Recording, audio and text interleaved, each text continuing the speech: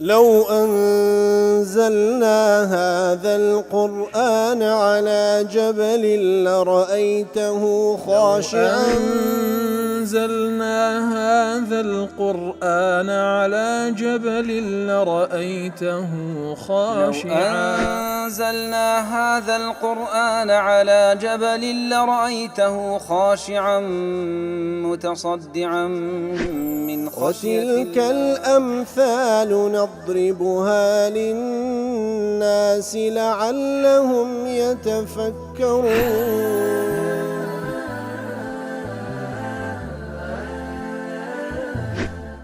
الحمد لله والصلاة والسلام على رسول الله وعلى آله وصحبه ومن والاه. السلام عليكم ورحمة الله. بەڕێزان خۆشحاڵم لەوانەی 1216 بێمەوە خزمەتتان بەمەبەستی ڕەزامەندی رب العالمین و هیوادارم ئەوەی ئازیز سوودی لێوەربگرن. بسم الله الرحمن الرحيم. فلما سمعت بمكرهن أرسلت إليهن وأعتدت لهن متكئا وآتت كل واحدة منهن سكينا وقالت اخرج عليهن فلما رأينه أكبرنه وقطعن أيديهن وقلن حاش لله ما هذا بشرا إن هذا إلا ملك كريم. بەڵێ خۆشەویستان، وەکو لە دووانەی ڕابردووش لە خزمەت ئاەتی پیرۆزەدا بووین لە پاشەوەی کەوا خێزانی عەزیزی میسر جۆی لێبوو کەوا ئافرەتانی وڵاتەکەی، ئافرەتانی شارەکەی لە میسر ئەو باسەی ئەو باس و خوازی ئەو دەکەن و کاتێکەوە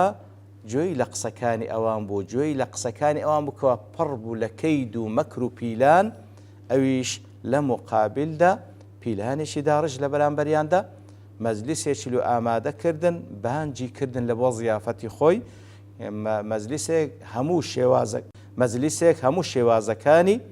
ئیسراحەت و پاڵدانەوەی تێدا بوو، هەموو ئەتەعام و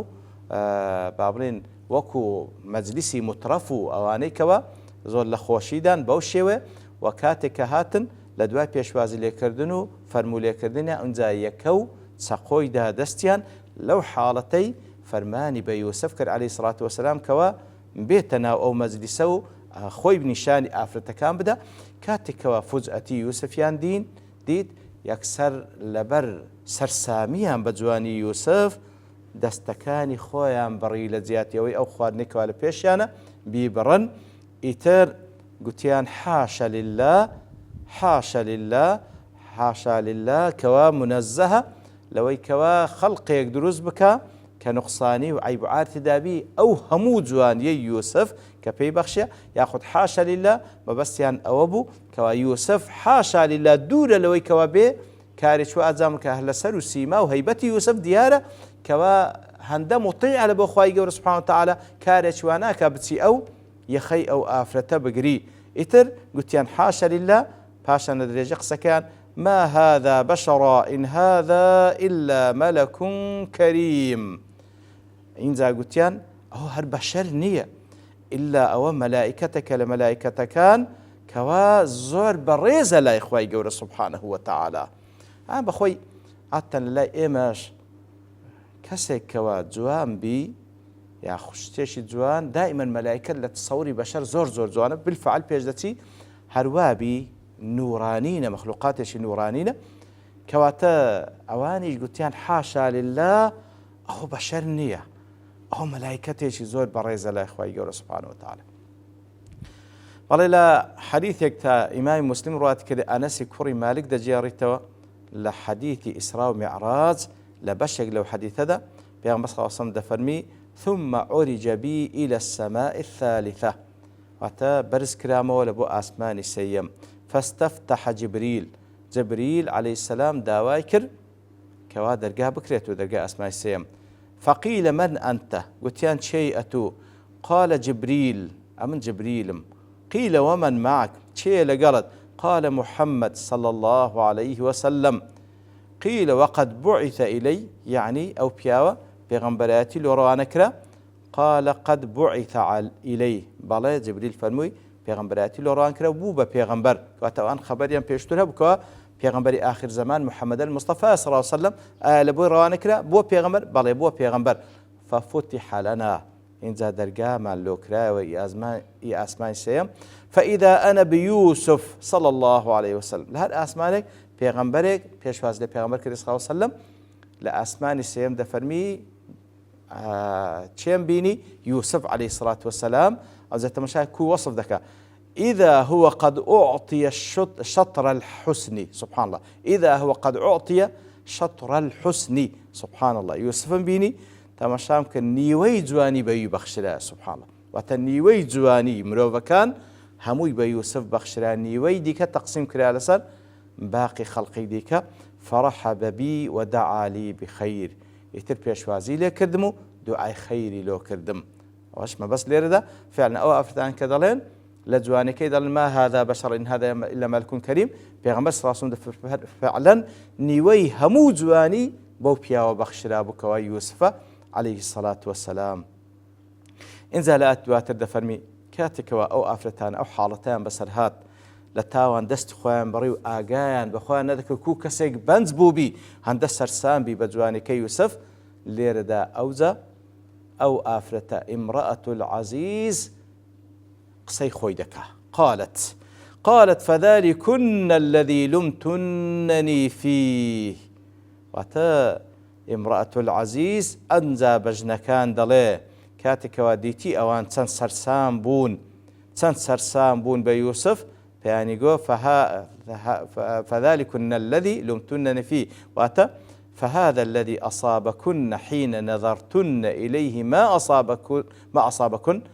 تەمەشاکەن ئەوەی کەوا ئەنگۆ بە یەکجار بینینتان لە بۆی چیتان بەسەرهات من الذهول وغياب العقل بۆی کەوا ئاگاتان لە خۆ نەما و عقل لە مێشکتان نەما و حتى قطعتن أيديكن حتى وەکوای لێهات ئاگاتان لە خۆ نەما دەستی خۆتان بڕی هو الفتى الذي لمتنني في الافتنان به ئەو گەنجەیە کە ئەنگۆ گلەیی و لۆمەی من دەکەن کە ئەمن پێی سەرسام بوویمە وعيرتموني في مراودتي له لكاتك دا أنجو أمني لكدار دا كان بويكا كو محاولي أو كارم لقل كردية وهروها عيب دارم دا كان ككو أمن خوشم ويستيا لكاتك دا بيك بينين أنجو تمشاكا تيتان بسر هاد يعني سبحان الله الليرة دا أو آفرتا پردي حياة لسروي خوي هل دقري أو آفرتا پێیان دەڵێ ئەو کوڕێکەوە بە یەکجار بینین ئەنگۆ چیتان بەسەرهات ئەوەیەکەوە ئەنگۆ لۆمەی من دەکەن دەربارەی ئەو خۆشەویستی من لە بۆ ئەو و هەروە محاولەی من لەگەڵ ئەو وەکو زمەخشەری و ئالوسی دەڵێ والإشارة بما يشار به إلى البعيد في قولها فذلكن طبعا كاتك وصف يوسف ذكر فذلكن ديار فذلك لبو إشارة ذكر اسم إشارة لبو بعيد نالة فهذا الذي كلبو قريب عادة هذا لبو قريب بكان له بلام أو ذلك بكان كلبو بعيد بكان هنا لبرتي ما علينا خوا يوسف لبيش ساوي أنا حاضرة رفعا لمنزلته في الحسن مقصدي لويك تمشاكا ستو جواني هي كواتا مسألة اللي إشارة لبو جواني كوا زور برزة واستبعادا لمحله فيه وإشارة لأنه لغرابته بعيد عن يوجد مثله كاتلير دا ما بستي لا بكارهناني ذلك كلبو بعيدة مع العلم كيوسف بخوي لبردستيانا ولا لانا لنفسي مدرسة لبو أويكوا حتى مشاك جوانية شي واي هي هندا برزو بلند جوانية شي هندا زوري هي نيشتوا هاوشوي خوي هبيتن سعدي دلي لما تقرر عندهن جمال يوسف الظاهر كاتكوا جوانية الظاهر كي يوسف لايوان برياري لسردرا وأعجبهن غاية يتر زوريش بي معجبون وظهر منهن من العذر لامرأة العزيز شيء كثير وهروها ليان بديار كوت كوافعن استا عذر لبو أفتدينوا أرادت أن تريهن جماله الباطن بالعفة التامة إنزا كجوانية الظاهرية كي نشانيان دا أو زا استا امرأة العزيز ديويت النشانيان بدا لباطنو لداخلش أو الزغور كسيتي باكا زۆر کەسێکی باتینەشی جوانیشی هەیە کەواتە ئینسان بە ظاهیر جاری وایە جوان بەڵام کە لێ نزیک دەبیەوە دەبینی ناوەڕۆک و ناو ئاخنەکی زۆر پیسی هەیە بەڵام ئەو ئافرەتە سوبحان الله کە جوانیەکەی یوسفی ظاهری نیشاندان اینجا دێتن لێرە ئێستا وەصفی ناو باتینی یوسفیش دەکاتەوە باتنەکەشی زۆر پاکە زۆر ئینسانێکی پاکە لە ناوەش لێیە ئیشارەتی پێدا وەلەقەد ڕاوەتته عن نفسه فاستعصم لە ناخەوەش ئەوها پاکە ئەو کەسە واتە ڕاوەتته عن نفسه واتە ئەمن محاولەم لەگەڵ کردکەوە ئەو کارەی لەگەڵ ئەنجام بدەم فدعوته إلى الفاحشة هەوڵم دا فاحشە لەگەڵ ئەنجامدا فاستعصم ئەی فامتنع ئەنجامی نەدا ئیمتیناعی کرد خۆی دوور گرت لەو کارە کەواتە ئەوەش بەڵگەیە لەسەر کەوەی ناو هەنا و باتین و دڵ و دەرونیشی زۆر پاکە زمەخشەری و ابن عاشور دەڵێن فاستعصم بناء مبالغة كواتا فاستعصم تركيب كلمة بناءكي لسرسية مبالغة يدل على الامتناع البليغ والتحفظ الشديد زور بهيز خوي باراست زور خوي باراست بتندي كأنه في عصمة وكبلي باريز راو أو كسا وهو يجتهد في الاستزادة منها كواتا وەکو بەخۆی لا عیسمەت پارێزرا و بەخۆشی هەر هەوڵ دەدا زیاتر و زیاتر پارێزراوتر بی کەما فی ئیستەمسەکە وەستەجمع الڕەئی کەواتە ئەو کەلیماتانە کە لەسەر ئەو وەزنەی هاتینە وەکو ئیستەمسەکە چاک دەستی پێوە گر یان ئیستەجمع الڕەئی زۆر چاک ڕەئیەکانی کۆ کردەوە وفيه برهان نير على أنه لم يصدر عنه عليه السلام شيء مخل کەواتە ئەو کەلیمەیەش بە شاهێدی ئەو ئافرەتە بەڵگەیە لەسەرەوەی کەوە یوسف هیچ شتێک لەوی ڕووی نەدا لە کاتێکەوە ئەو ئافرەتە بە هەموو قوت خۆی محاولەی کرد ئەو کارێ لەگەڵ ئەنجامدا بەڵام ئەو فاستعصم شاهدی لۆداکەوە ئەو کوڕە لە عیسمەتدا پارێزراوە بەخۆشی زۆر خۆی دەپارێزی والمعنى إنه امتنع امتناع معصوم واتا هەندە امتناعی کرد و خۆی گرت وەکو کەسێکی معصوم و پارێزەر أي جاعلا المراودة خطيئة أصم نفسه منها لبروي أو بيوابو أو كار خطي أو جناه تاوانك بهم الشويك خوي لي باراست إنذا لدريجي قسكاني أو آفرة دله ولئن لم يفعل ما آمره لا يسجنن ولا يكون من الصاغرين كواتا أجر لم يفعل يوسف ما آمره به أجر كواتا هشتا الجنة بو پەڕی بێئەدەبیەوە بەو پەڕی بێشەرمیەوە دەڵێ ئەگەر ئەو جارە داوام لێ کرد ئەو کارم لەگەڵ بکار نەیکرد واتە شەرم لە ڕووی نەما تەواو لەبەرەوەی ئافرەتانی تریش هەمووی نەفسی هاوشێوەی ئەون لەیوڵقەیەنە بهی فی السجن ئەگەر ئەو کارەی نەکرد ئەو جارە ئەو لە پێش چاوی یوسف بە ئافرەتەکان دەڵێ ئەگەر ئەو کارەی نەکرد لەگەڵم ئەو جارە فڕێ دەدرێتە سجن وەلەیەکونە من الصاغرین واتە دێتە ڕیزی ئەو کەسانێکەوە دێتە ڕیزی صاغرین من الأذلاء المهانی واتە ئیهانەش دەکرێت فڕێ دەدرێت سجن ئیهانەش دەکرێت لە سجن ئەبی سعود دەڵێ کاتێکەوە ولئن لم يفعل ما آمره لا يسجنن كواتە فيه التعبير عن المراودة بالأمر وذلك في قولها آمره إظهار لجريان حكومته عليه واقتضاء الامتثال بأمره كواتا ولئن لم يفعل ما آمره أوش بلغي لسروكوا أمن كار بدستم لو مالا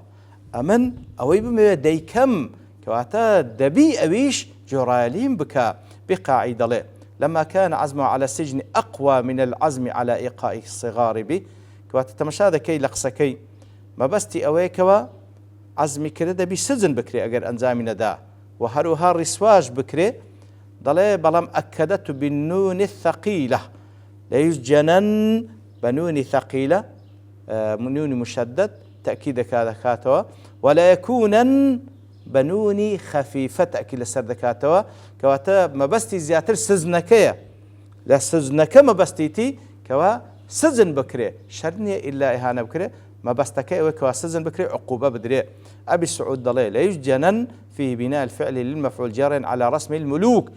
كواتا لا يسجنن أجروانك سجن ذكري كواتا وش وكبل أسلوب شي باتشا وملك ورؤساء بكره سجن ذكري واتا أمري وي جريان ذكري وجيب زي ذكريتن كوا سجن ذكريت المقابل أو كوا أو كاري لداوا ذكري نايكا. ابن عاشور ضلي وأكدت حصول سجنه بنوني التوكيد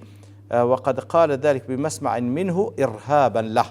كواتا بو تأكيدي ضلي لا يسجنن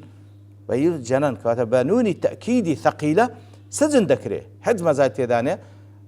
لكاتك ويوسف راوستا جوي لقصانه إرهابا له تاوكبي ترسيني. أبي حيان لم يذكر هنا العذاب الذي ذكرت في قولي السابق لآت كيف يشوتر كاتك وادقنا بعملوا حالتي محاولة قلتك ودقانا درقا ولو يندريش عزيز مصر دهانقاتي لو يندري دلي طبعا اتهام يوسف دكا دلي أو محاولة اشتوام لقل كردية كاسيك أو شتبكاتن يان دبي سجن بكري يان أو تدبي إيش بعذابك بإيش وآزار بدر ما ليه بس لعذابي بإيش وآزار ناكري كاتك دلي إلا أن يجنوا عذاب أليم لو يندري ذلك إذ ذاك كانت في طراوة غيظها لو يندري كذا باس لا إيش وآزاري زور ذكره لو يندري لو بريتورية أو جنا ومتنصلة من أنا هي التي راد لو يندري لو تبرد كذا أمن محاولة لقلنا كبركو أو محاولة لقل من كردية